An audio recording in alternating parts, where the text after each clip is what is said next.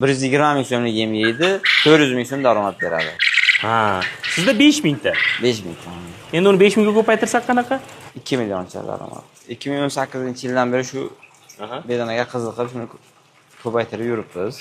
Qiziqib o'zimiz ozroq ko'rganmiz, keyin sekin ko'paytirib mana shu yilga 5 mingtaga yetdi. Bu kasal bo'lmaydi undakda. Bu tana harorati juda baland, hasharotlar, qanaqadir ish zarar kunlar kelmaydi. Bu bedana jo'jasi o'zi 38 kun, 39 kundan tuxumga kirib jo'naydi. Tez tuxumga kiradi jo'ja. 1 yil tuxum beradi.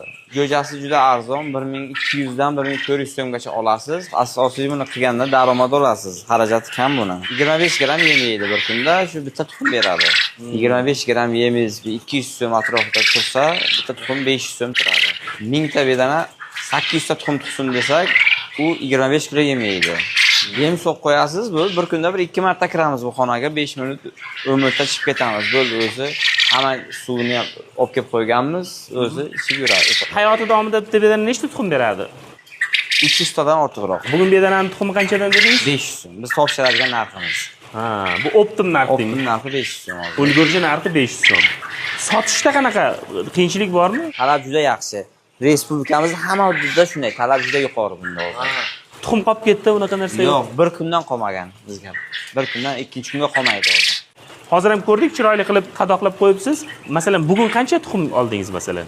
2000 ta tuxum oldik. Hali bu 5000 ta jo'jamizda hammasi tuxumga kirmagani hisobidan. Bir 10 kundan keyin hech bo'lmasa 4000 dan oshiqroq tuxum olamiz. Bir kunda 4000 ta tuxum olsangiz, 500 so'mdan sotsangiz qancha bo'ladi? 2 million. Demak, zo'r daromad ekan-a?